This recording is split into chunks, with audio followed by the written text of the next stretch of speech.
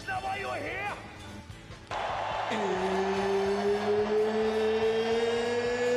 It's time!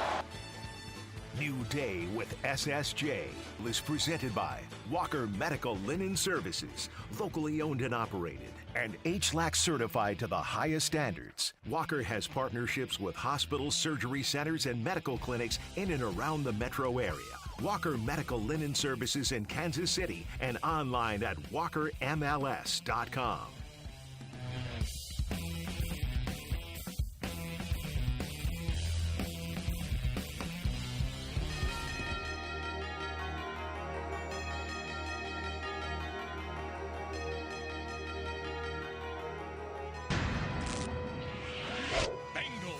Chiefs.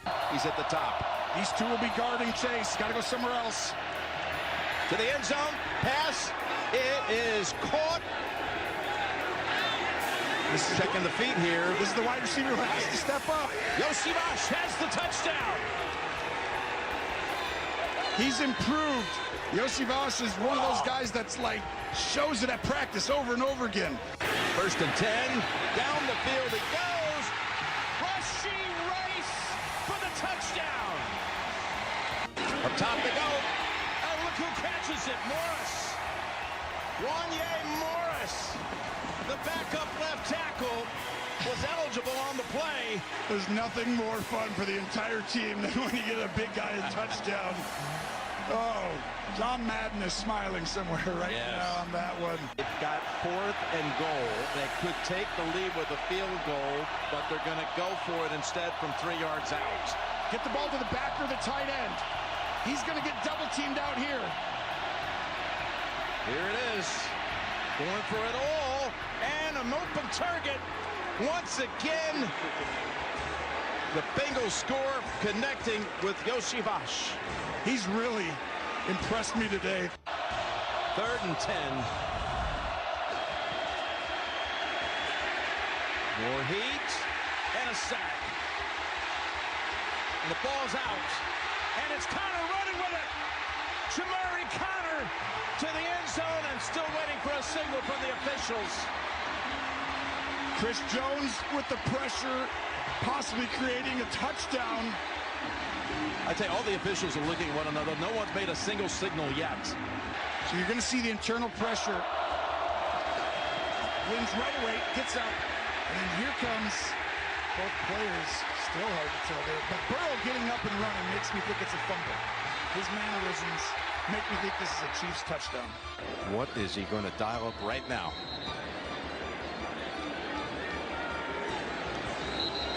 Jim, I did like that timeout because it's almost like basketball. You got to see the play being run, who they're going to. But if you let Mahomes buy time, he's going to go up, back, under. 3 rushing. He's coming up. Now he's going laterally. He's going to throw it on the run, and it's broken up, and there's no flag. Oh, flag comes in late. A flag comes in late. And they're in field goal range.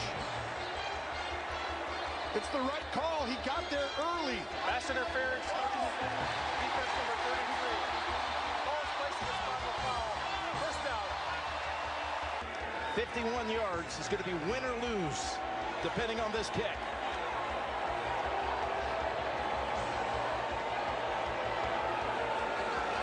Butker's kick for the win. He buries it. Can't say enough about Bucker and that kick. You know, he's so reliable, and we just appreciate how he goes about his business. And as good a kicker as he is, he's even a better person. So I appreciate him all the way around. And Patrick always has a good day, comes through in the clutch. He had some big. Our best plays were called back, but it was a great job by him as we went. So what do we learn from this? Turnovers, they kill you. They don't give you. They very seldom give you an opportunity to win the game. So if you come out with a win with 3 turnovers, that's a plus. But we got to take care of business there. And then penalties. When you're all of these things on the plus side of the field, those end up being points, whether it's a field goal or whether it's a touchdown. Those are points. So we've got to make sure we take care of business with that and improve. And we had some young guys that end up with some of these penalties, and they'll learn from it. And Kingsley, he's going against arguably one of the best defensive ends in the league. It'll be a great experience that he can put away and hear and learn from. And I end up taking him out of the game. Sometimes you got to take a step back to take a step forward. So, so Wanye came in and did a nice job. Now he also had a penalty there, but very seldom are you going to get a guy like that right there that you're playing against. And what you want to do is learn from it and move forward. 100%. I mean, I think until you don't have the time hit zero, I feel like there's a chance that you can win the football game. And obviously, we've done that in so many different ways, and so we're prepared. We come in with that mentality that if we get the football with the chance to win the game, we're going to do it, and we were able to do that today. Yeah, it just shows that we can still do it. I mean, those are two great football teams we've played these last 2 weeks, teams that we've played in AFC Championship games, and be able to come out with wins at home, that's important. And obviously, we feel like we can get a lot better. And so we're going to clean up the mistakes, especially on the offense. It starts with me. And then we'll be a better team forward as the season goes on. But it'll be a great challenge this next weekend on Sunday Night Football in Atlanta.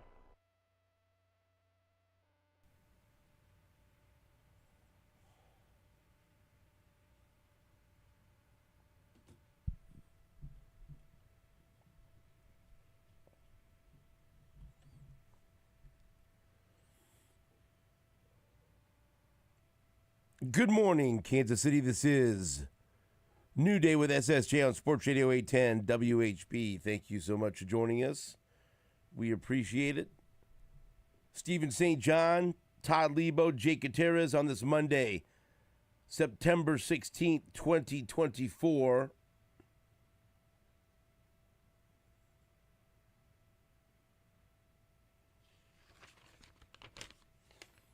The Chiefs beat the Bengals 26-25. Every second of it was amazing. No. No. But every second of it mattered. It came down to the final second, and the Chiefs win 26-25 with a walk-off 51-yard field goal from Harrison Butker to defeat their bitter rivals, the Cincinnati Bengals. That game was, again, if you look at the Sports Radio 810 football preview guide, it was your game. My article highlighted each game, and basically I ranked every game based on how attractive the game was, the regular season games on the Chiefs schedule, based on how on what I wanted to see. It was your St. John-o-meter. Yeah, this was my number one game of the regular season, because every time these two teams play, it's a compelling game, it's a close game, it's a bitter game that involves trash talking, involves controversy, involves heavy dramatics, and usually, I mean, pretty much every time, it's a game that comes down to the very end, and the game is won or lost in the final minutes of the fourth quarter. It's amazing, and yesterday was no different. Yesterday was absolutely no different. And there was a moment there where you felt like the Chiefs had lost the game after Wanye Morris's penalty. Hands to the face. And you're looking at it at 4th and 16. But the Bengals committed pass interference. And there's there's always going to be people that cry that the Chiefs get the calls. And, well, look, they just got a call that went against them. Wanye Morris had erased a big play that would have put them in field goal territory. 4th and 16, there was an open receiver. Rashee Rice was there, and the defender arrived too early, made contact. Plenty early. It was pass interference. How amazing is it, though, after that, your kicker is so good that even with Patrick Mahomes and Travis Kelce, you just really don't even try to get any more yards. He's incredible. 51 Buckkicker.com. He's incredible. It's like Did a nice job. like we're lining up for a 27-yard field goal. It's just not a big deal. We were standing in line waiting to get into the locker room to conduct some interviews last night, and I told you. I said I don't know that even we fully appreciate how good he is and how many great kicks he's made, how many clutch kicks he's made, the different levels of difficulty. If you think about, I mean, in every level of this game, regular season, every round of the playoffs, the Super Bowl, indoors, outdoors, good weather, bad weather, long kicks. Mm-hmm. He makes them all. Extra points, McPherson. And McPherson missed an extra point But, yesterday. but he makes them all. Yeah. And you, I mean, think about it. He's with a hurt ankle 2 years ago. Think All of about it. how long they've been. I mean, just think about that last field goal that he made against Cincinnati to win a game in the AFC Championship game a couple of years ago. 48 yards. And that barely made it over. Different night. It's cold. Yes. I wish they would have let him have a go at that 68-yarder. It was funny after the game. There's too much time left in the half. I asked him. He would have hit it. Well, here's the thing.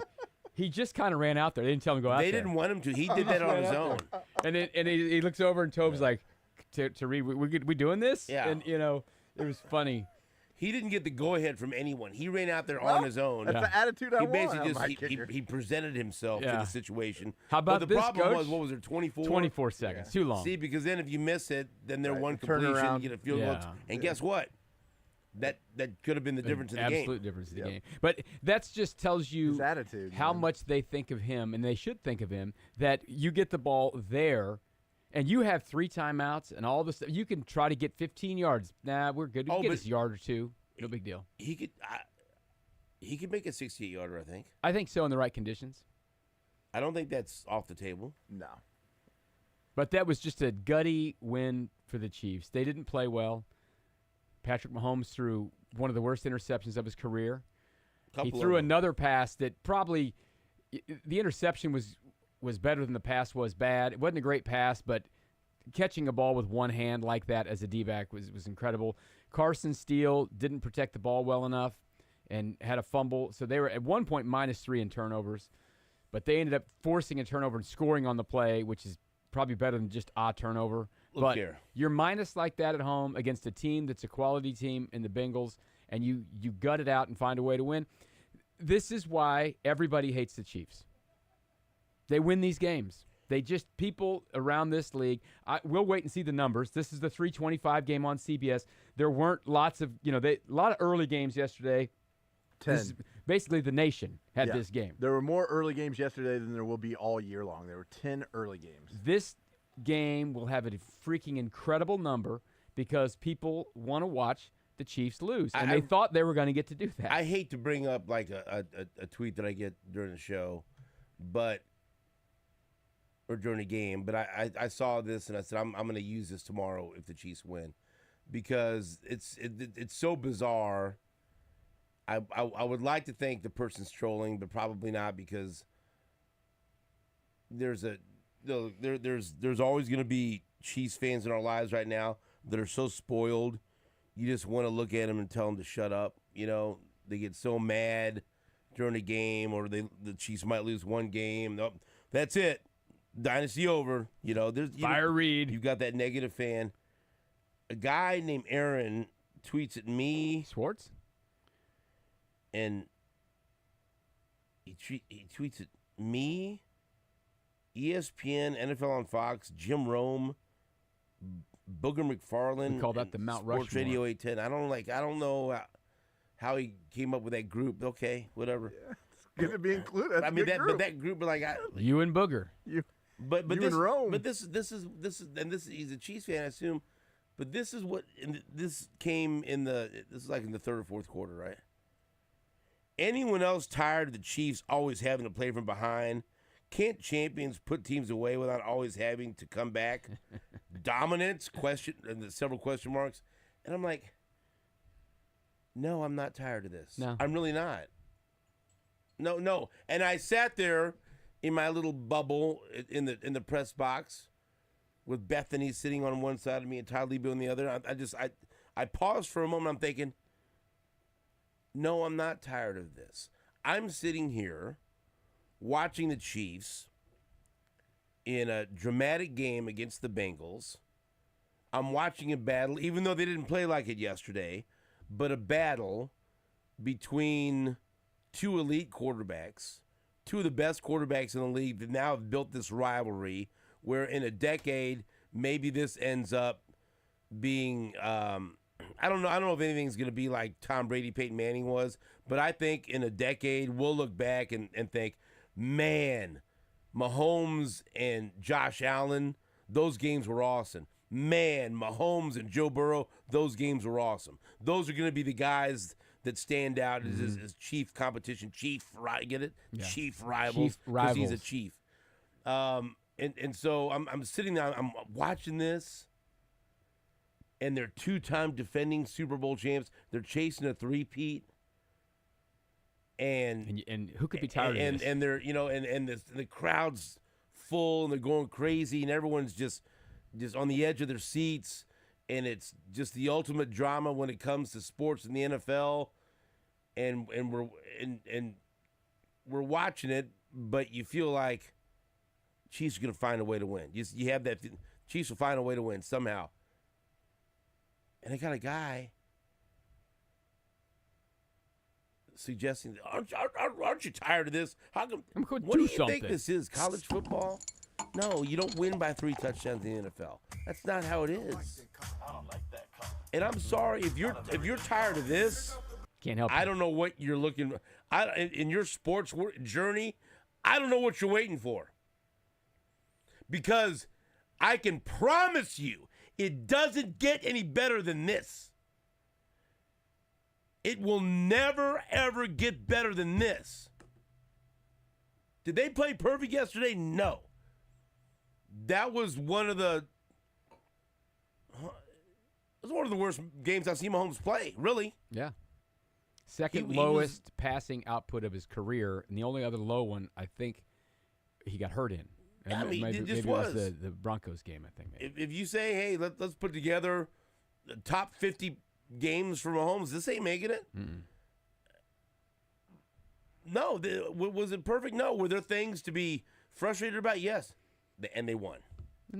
And they beat one of the top. And I know the Bengals have started 0-2. The Bengals will be there in the end. I think the Bengals will be in the playoffs. I wouldn't be shocked if these teams saw each other again in the postseason. But then they won. Yeah, the Bengals do have some issues, though. This Jamar Chase contract thing's not going to go well. He's getting a little edgy on the field. Oh, really? Yeah.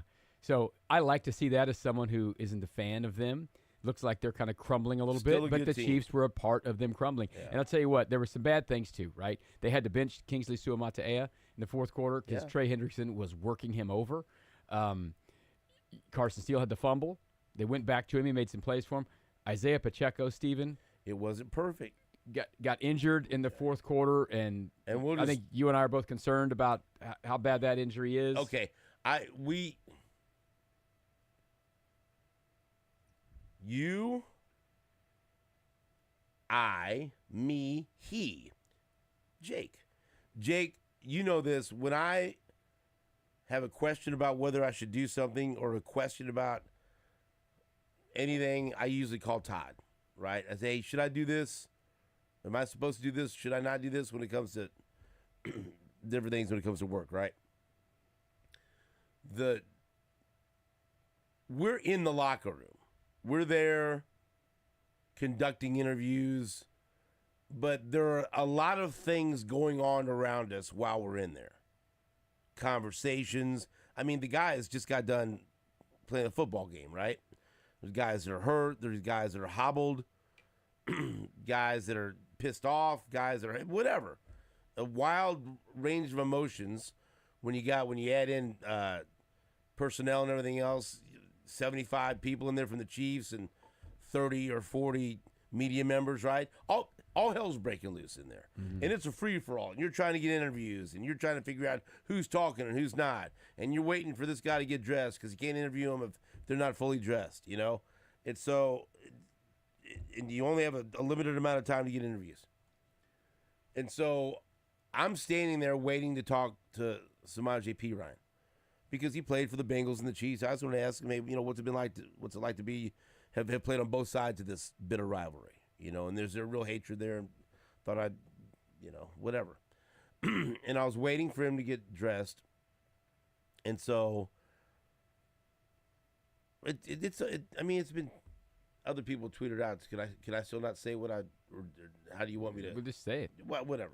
Jesse tweeted out. I'm there, and I mean, Isaiah Pacheco is right by me.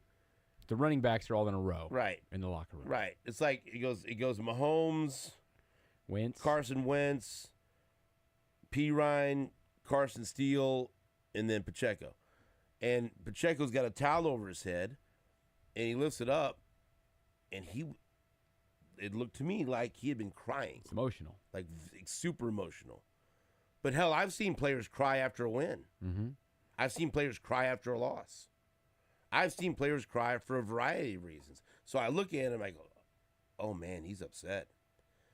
And then I watched Andy Reid walk over to him and put his arms around him and kind of go forehead to forehead.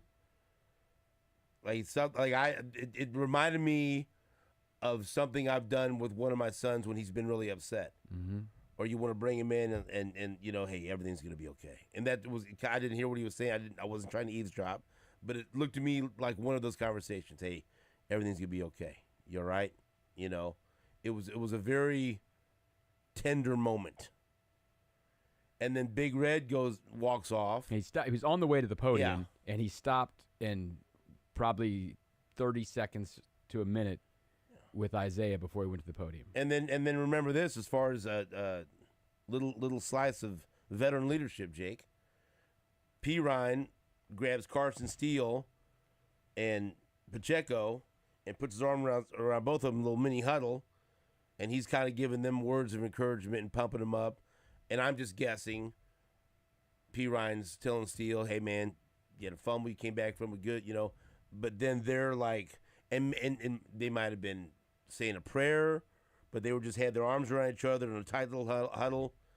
And Pacheco was still upset, and they each gave Pacheco a hug.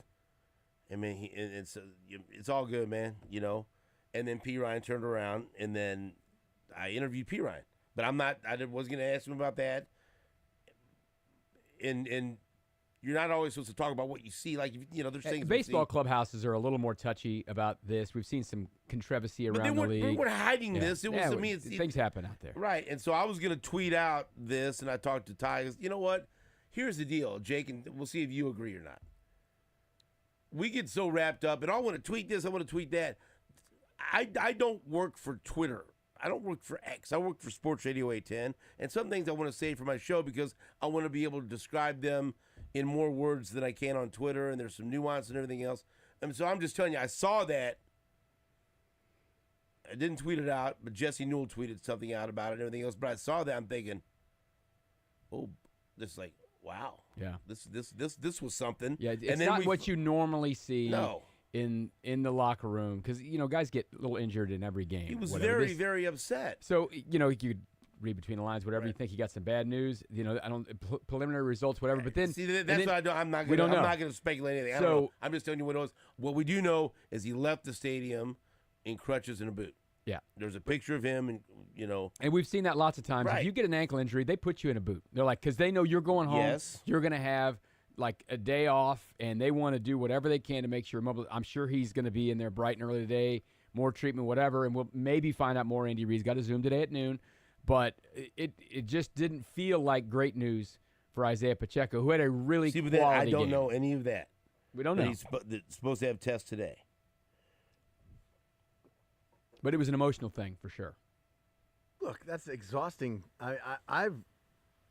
I've gone to tears just because I've been so exhausted, and the exhaustion, you can't fully control your emotions. Yeah. And so I could totally see a situation where he banged up his ankle really bad. But let me just add this. Mike Florio last night on Sunday Night Football said that his source whatever you want to say about Mike Florio, And Pro Football Talk sources, who knows, right? No, don't say whatever you want to say. He said his source He said I could. is that the Chiefs are worried about his fibula.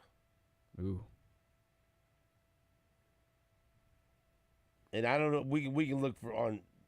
Let's scan social media for. It was a quick blurb, and they brought him in. This was at halftime of the Sunday night game, and they said, "You have an update on Isaiah Pacheco," and I'm paraphrasing here, but it's very quick. He says, "My sources are that he's going to undergo tests tomorrow, but the concerns are with the fibula." But that's according to Mike Florio last night at halftime of the Sunday Night Football game. And then I just looked at Tucker Franklin retweeted that, so this is making sure that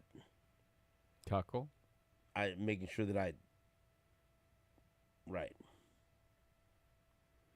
Yeah, it just when he went down and we were looking at him through the binoculars on the sideline, and he got over to the sideline and he looked upset on the sideline. He could tell something was not quite right. And Andy said in the post-game press conference that he was undergoing tests yesterday and an X-ray. Well, I believe he had already done that. Right. The way, listen, what we saw, it was quite a while. I think he got X-rayed, and then maybe they, I won't speculate much more, but Stop I think that's speculating. Why I just did. But you know what? The video. I text you and call you so I don't speculate. He turn around and speculate.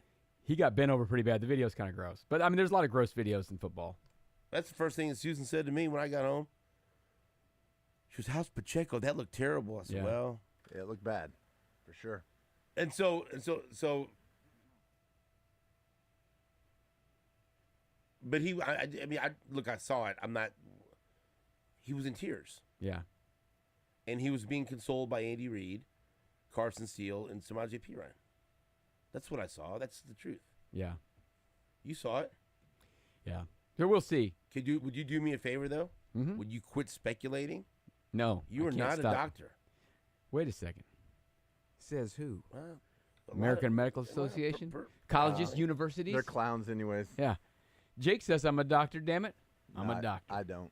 But you know what, though? I felt like I just, I'm an emotional guy anyway. I felt so bad. I go, oh, man, I feel bad. Because he felt, the emotion was very heavy at that moment. But then I, went around and talked to some other players, interviewed other players, and it's crazy though. Like the Chiefs video after the game, they did a little social media video. He's walking off the field, going they're 2-0, but adrenaline's a crazy thing. Yeah. And then on top of that, the Hollywood Brown news that he's having surgery and he's out, and it seems to get worse now that like no chance in the regular season sort of. Every day there's an update. And it never gets better. He's going to IR. Now he's out for the year. Now, Hollywood Brown, stop updating it. I don't want any more updates. I'm done. So there you go. But the Chiefs, bottom line is Chiefs win the game. It looks like they're going to be dealing with more injuries than they normally do. They've been, over the years, pretty lucky. But we'll find out more about Pacheco today, hopefully, sooner than later. There is a noon Zoom with Andy Reid. But overall, how can I complain about this weekend? The Missouri Tigers down 14-3 to a ranked team come back and win. No problem.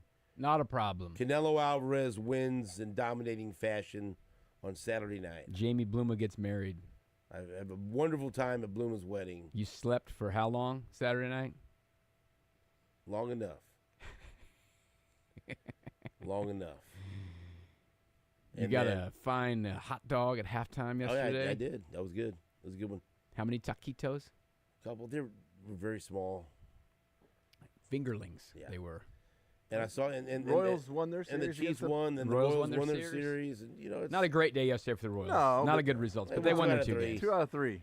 That's big series starting tonight against with the Tigers at home. All right. Chiefs win 26-25. Let's go. Back after this on Sports Radio 810 WHB. You can't teach that. You are listening to A New Day with SSJ on Sports Radio 810 WHB.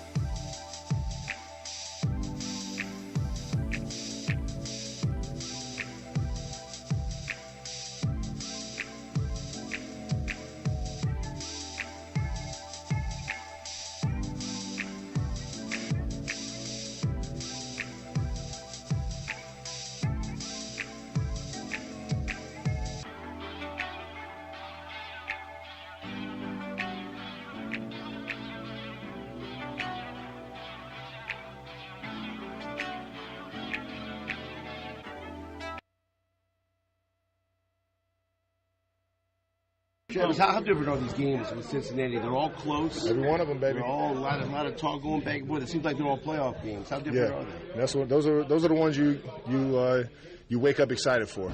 You know, I got a lot of respect for the coaches, the players over there, because of the mentality they come into the game or in the Arrowhead or into the Cincinnati Stadium with, and you know, every single one of them feels like a playoff game. So that's what you die for, man. Jump the gun on that one, Jake. You have to replay that at 7:25 because you have a special request from Susan St. John. Play you talking to Kelsey when we're in the car on the way to school. So if you can replay that, or you can say no to Susan, because guess what? I'm not going to. Not me. No. I'm going to wear a shirt now at home that says yes. Yes, ma'am. Yep. The girls come in there. I just point to it. Yes. Now let me live. But, Todd, that was me talking with Travis Kelce about this rivalry with the Bengals. It was salty, man. It was salty. From the start, it really was. Want to hear how salty it was? I sent Jake a host of comments from Bengals players in the locker room. You want to hear any of them? Yeah, absolutely. It's pretty good because it's the guys that were doing the talking leading up to it, leading up to the week. Let's start with that first clip that I sent you from, let's see, Jamar Chase last night when he says, I ain't talking about it. This is Jamar Chase, and you're going to have to crank the volume on this one. But Jamar Chase did not want to talk about the unsportsmanlike penalty he drew in the fourth quarter. It doesn't feel great losing. Can you tell us what happened on the penalty? I don't know. You got to ask defense. I wasn't on the field. Oh, no, the one where you got flagged. I ain't talking about it. Do you feel like there's a go ball on the one to Burton that you might have had a chance to make a play on the opposite side of the field? Yeah, we had a chance. How much can this offense build off today? We came out great. We had a good fight. You know, I couldn't be more proud of the guys today. How would you describe the Bengals Chiefs the other day? You said it wasn't a rivalry, but it seems like every single game you guys play comes down to the final play. It's just good football. Two good quarterbacks playing against each other. How would you characterize your frustration level right now? I don't like losing. The effort from the defensive line down to a couple tackles today, pretty much in the second half. Your thoughts on what they turned in today? Say that again. Your defensive line, with the injuries and the effort they turned in today, how would you describe it? They played great. Both sides of the ball played great today. More, this team has been here before, 0-2. In your mind, where do you guys go from here? You got to learn from the mistakes and move on. We've never seen you that upset on the field. What do you think? What is going through your mind now when you think about that moment? I ain't talking about it. About the tight ends had a big day. Was that because of the way they were playing you? I imagine you get. Yeah, they had good opportunities today. They made them when it came their way. And this is one of those games where it could have just swung on any single play. How do you process that, just knowing that there were so many game-swinging plays down the stretch? Yeah, one play changed it all for real. Like y'all seen a flag on defense, so it's one play. You expect you're going to see them again? I'm pretty sure we will. Do you feel like the team kind of rose to the moment, big game against a great team? Yeah, we did good today. I'm proud of both sides of the ball. I don't know how much you noticed this, but a lot of people talked this week and talked about the Bengals this week. Do you feel like you guys played more like yourselves today than you did in week one? Yeah, we came out with more energy. We was more excited to play, and just more energy when we play KC. How do you feel about the game you played? It seemed like some more overall stuff than last week. It's all right. I like the two different approaches to try to get him to talk about his penalty. First, they just asked him, what do you say about the penalty? No, first, he goes, I didn't play that was defense. No, I went on the field. Your penalty. Not that one. Your penalty. I didn't talk about it. So then, a few questions later, it's rare to see you that upset on the field. I know. You know what this guy say? He's trying to sneak in the back door and come with a different approach. So when you think about that penalty, what's going through your mind right now? I didn't talk about it. Oh, I got a kick out of that. Because you're sitting there. If you've been there, we've both been there, and your mind, the wheels are turning. Like, okay, how can I get him to talk about this? Let's try a different way. What's going through your mind now when you think about that penalty? I ain't talking about it. You didn't get me. I ain't talking about it. Oh, he was mad. Jamar Chase was real mad. And, it was interesting when he got the penalty. I guess he was mad from, and the official, they had to get a pool report after the game. The official's like, he crossed the line of profanity. Do you want to know why he's mad? Well, they lost. Next gen stats. Chiefs cornerback Trent McDuffie aligned across Jamar Chase on 17 of 38 routes, including 4 routes in press coverage. McDuffie allowed 1 reception for 4 yards on 2 targets as the nearest defender against Chase. And that was the one he got a penalty on, because he caught that ball, and then he got a penalty afterwards. So we were tracking that all day, not next gen style, but I kept looking through, like, is he on him? He went with him a few times, but generally speaking, they lined up. That's not next gen regular style. No, that was just you, and that was our gen style, Gen X style. They didn't run him with him the whole time, but Trent McDuffie's great. I mean, he's fantastic, and that was a nice tackle because there was no extra yards on that. And then Jamar Chase got up and he got lippy, and Joe Burrow was too far away. Not Joe Burrow's fault. The play happened where it happened. He couldn't get over there in time to help. And then even afterwards, he probably could have gotten another one because he did not stop talking. We'll play Cam Taylor Britt later, but he curses in it. See, I saved you, Jake. But he even says in the tweet he cursed. So, because he talked a lot. A big word. He had a great interception. He did have a great interception. Wasn't enough. So there were some hot and spicy takes in the media line waiting to get in the locker room. And I overheard someone, and I can't remember who it was, ask this question just to the group. And I'll ask this to both of you right now. So if you're the Chiefs, when do you call Donovan Smith? Yeah, or do you? I don't think they're going to do that. I think when I watched, and Coach didn't say that Kingsley's got the job back, whatever. I'm expecting Kingsley Suamataia to start the game this week. These are the bumps in the road that you get. I still don't recall looking over and seeing them help him really at all. No. So no. I think they'll probably game plan a little, let him take his bumps and lumps along the way. Trey Hendrickson won't be in Atlanta, will he? No, but there are plenty of good pass rushers still but on as the long as slate. Trey Hendrickson's not there, Matthew Judon is down there, right? I don't care. And then the next week, he's not as good as Trey Hendrickson. He's not, but the Chargers the next week, they got some guys. Now, of course, they're always hurt. Trey Hendrickson's a beast. He's outstanding. Yes. He's outstanding. Yes. He was eating yesterday. I admire his play. But it's not like Mahomes got sacked 44 times either. I mean, you get graded on the ones that where you got the hold or one bad thing happens. He had a lot of good snaps too. But I don't think they're calling someone. That wasn't me. I'm telling you. I know. I heard it too. I'm not gonna out the person, but you heard it. I heard it. So well, that's a good question to ask. Jake? Not yet, but there you go. A couple more games like that, you might. You didn't push back against it, did you? No, I'm not going to. Hey, look, I had this concern. Rookie left tackles in this league do not start and do well. It just doesn't happen. It just doesn't happen.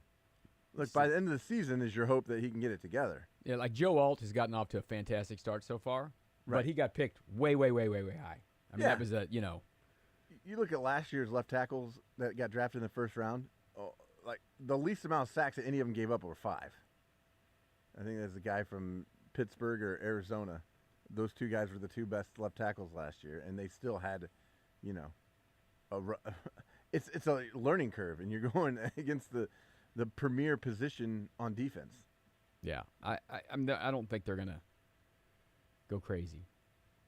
Because someone just tweeted at me, Chiefs have a left tackle problem. So, well, it's not a strength. No, they do have a problem. I but mean, they're if they didn't, then the guy wouldn't have been benched yesterday. Hey, listen, I remember how many years ago? I forget how many rookie. years it is. Orlando Brown, they give up a lot to get him, and that first time they played the Bills at home, I mean, the first 2 series of the game, he was getting killed.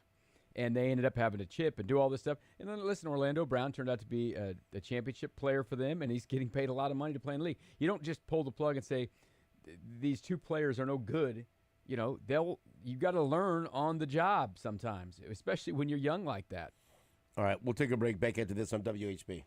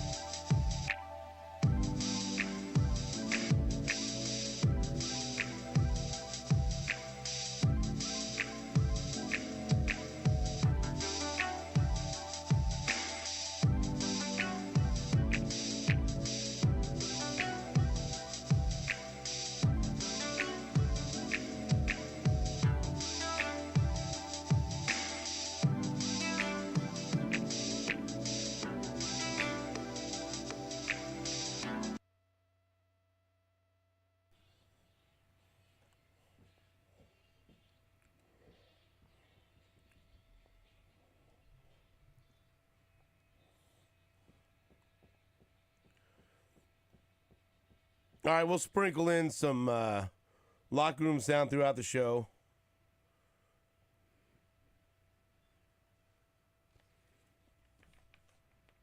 Let me hear some of the we got time to play something here?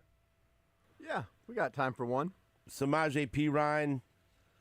I wanted to talk to him because he's been on both sides of this game now. And I thought he gave me thoughtful answers. Nice guy. Samaje Perine. He's a good Sooner. That's well. Nah. I didn't ask him any Oklahoma questions. You don't need to. There's no reason to Those ask things him are that. kind of contradictory, right? No, they're not. Here's Samaje Perine after the game. So you've been on both sides of this rivalry, this game. How much hatred or how much anger, how much emotion is there between these two teams?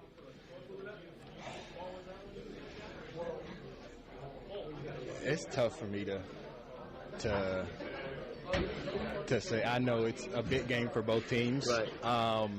As far as like hatred, I don't think football hatred. Just like different. Right. You know. But it's like both teams are highly competitive, so I feel like we look forward to it because we know it's going to be a great game. No matter what kind of season each team is having, like we know when it comes to this game, it's going to be a very competitive game. And I think that's what the big driving force is behind this game because, it really kind of came out of nowhere a couple years ago.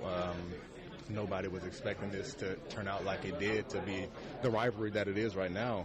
So wouldn't say it's hatred, football hatred, whatever. I would say it's mutual respect for, what the other team is doing and for, the game itself because we know it's going to be a big game regardless of how each team's season is going.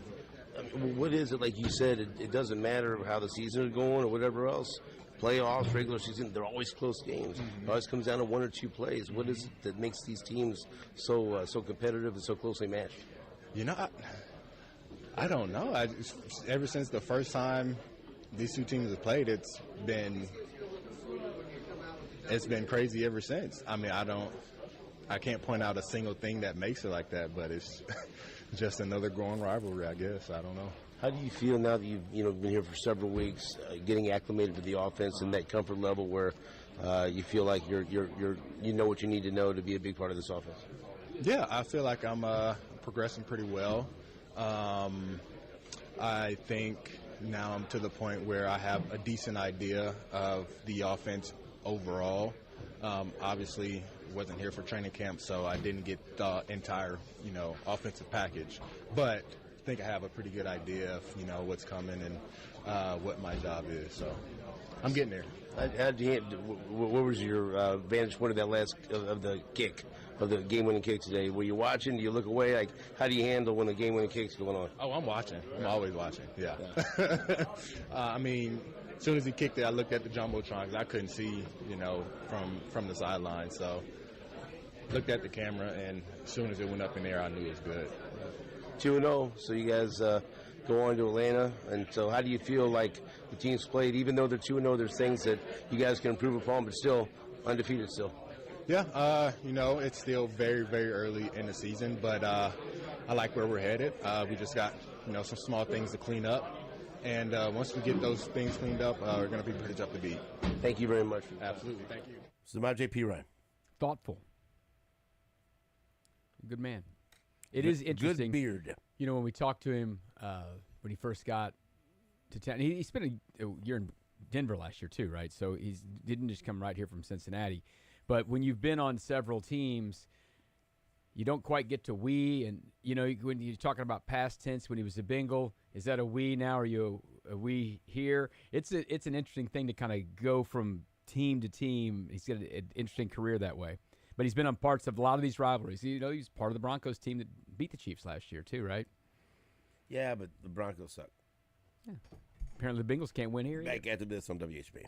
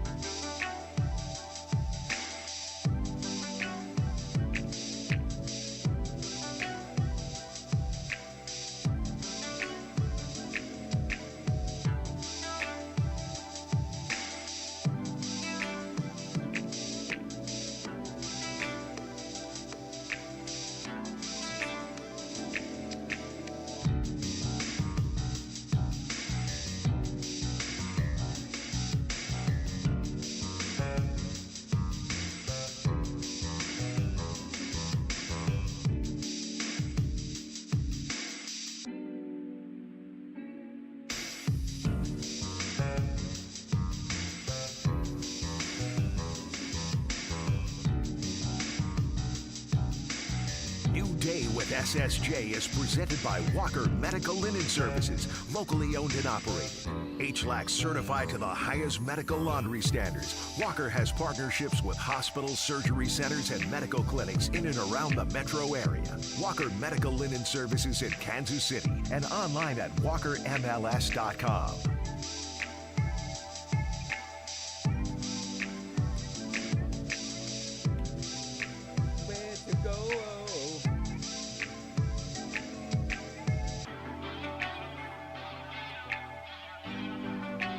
Welcome back to New Day with SSJ on Sports Radio 810 WHB.